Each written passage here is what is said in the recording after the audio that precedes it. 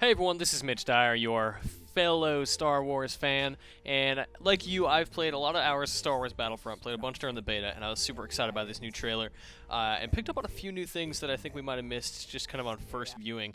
I think it's really interesting that right out of the gate, this is straight up Luke's farm, where Owen and Beru were burning after the Stormtrooper attack in A New Hope. So it's cool just to see like an actual literal location that's close to Luke's heart, in the middle of Star Wars Battlefront. Here we get a look at Sullust. And I think the interesting thing about Sullust is not only is this where, the Imperials manufacture their hardware, but you get to look at some cool stuff here, like different vehicles. You get TIE fighters and shuttles. But you also can see these giant Death Star trench turrets. You saw those in A New Hope when they were fending off the X-Wing attack during the first battle of the Death Star. So it's cool just to see those here as a defense mechanism that could be potentially really interesting as you're trying to do some air combat stuff in Sullust against the Empire. As we move on, good old look at Admiral Akbar. We got a little bit of a look at him, and here we see a human, a lady human, talking to a male Sullustan here as they prepare to leave. And I like these shifts a lot, right? Like you see these New Hope style, very 1970s yellow jackets, like Luke's at the end of A New Hope, and they just do a lot of really good hard cutting between all three films, or the different eras of the original trilogy. On Hoth, they have the very distinct garb.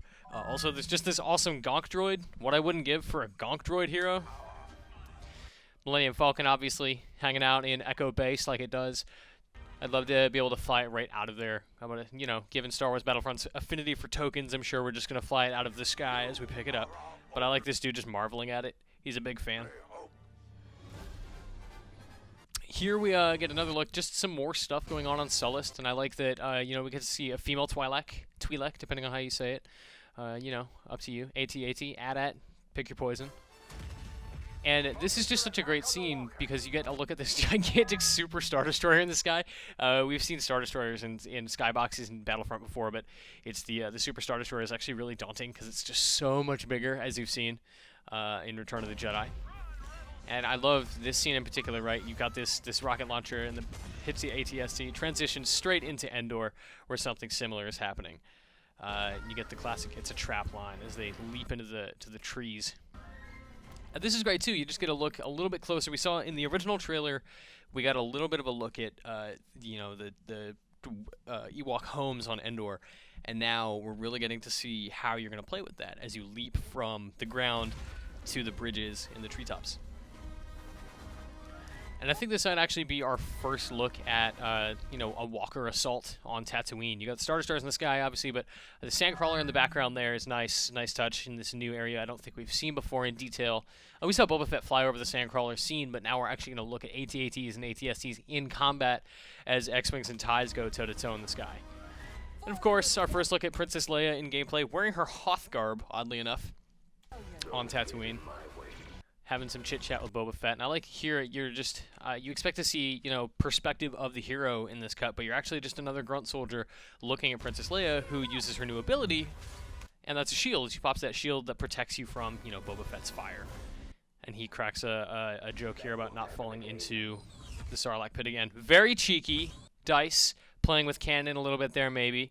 And yeah, again, if this is indeed the Walker Assault map, I really like that we're seeing all this variety, right? Like you have a home over here on the left, AT-AT walking, and then cut to here, and it's the big dragon in the Tatooine sands there, and the Sarlacc pit, and the skiff.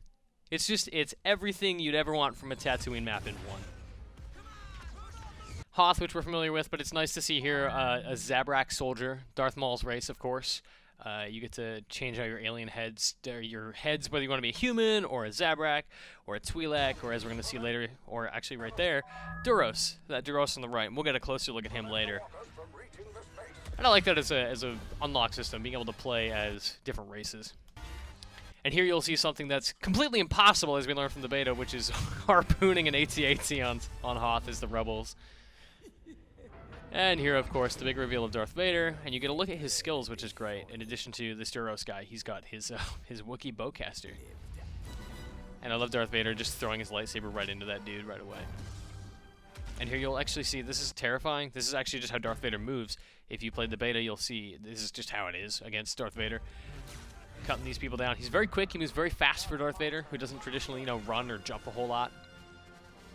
And, of course, our first look at Han Solo in Star Wars Battlefront, who, brash as Han is, just straight runs into Darth Vader and just instantly dies, which is great.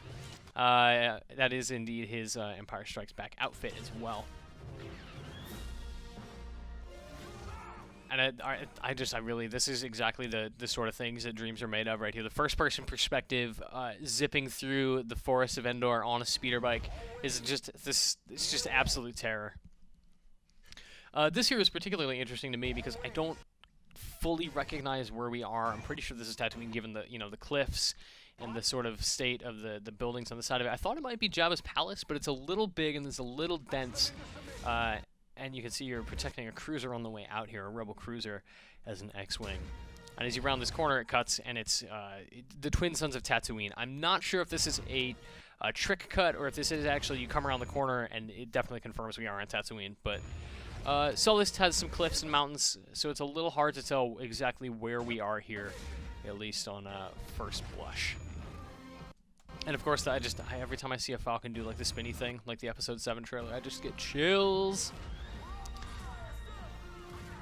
Side by side here, just showing the different kinds of units that are going toe to toe, and I love that, just this amazing kind of shot that nobody would ever make. Also, this is just a weird location. It's got to be inside a factory somewhere, probably on Sullust. I can't think of where else this would be, but that perfect rocket shot's just a beautiful thing. And here we are on Endor, just Luke throwing these stormtroopers into the water. And this is actually my favorite part of the trailer, is just Luke flailing through the air toward the Emperor, with the second Death Star in the background there. Also, the Emperor, pretty sure, 99% positive, played by our boy Sam Witwer, friend of IGN, who's doing the voice of Emperor Palpatine in Star Wars Rebels, which is on Disney XD now. And Luke just flying through the air here. 1, 2, 3, 4, 5 swings before he gets the Emperor. But it looks like he makes his mark, which is pretty good. Yeah, it's just, I like this trailer a lot for showing us, the hero abilities. Luke being able to just leap through the air with huge force, obviously. The Emperor's lightning abilities, Darth Vader throwing his lightsaber, Han brashly just running into battle, Leia throwing her bubble down, Boba Fett with the jetpack. It just gives us a really deep look at the sort of abilities of these heroes in a very fast way. And that's really great, because these heroes, I think, are the reason a lot of people are going to be attracted to Battlefront, and the reason a lot of us are really going to keep playing is just the allure of playing as these characters. And I think that's a good look at what's to come for Star Wars Battlefront coming in November. IGN's review will be live, of course, when the game comes out. We're very excited for it, as you are. The Star Wars hype is very, very real this year. I hope you enjoyed our Rewind Theater for the new Star Wars Battlefront trailer. If we missed anything, please let us know in the comments. We are happy to talk to you about Star Wars, always and forever. I think this is a beautiful image to end on right here with the Super Star Destroyer. So thank you so much for watching. For all things Star Wars, stay tuned to IGN.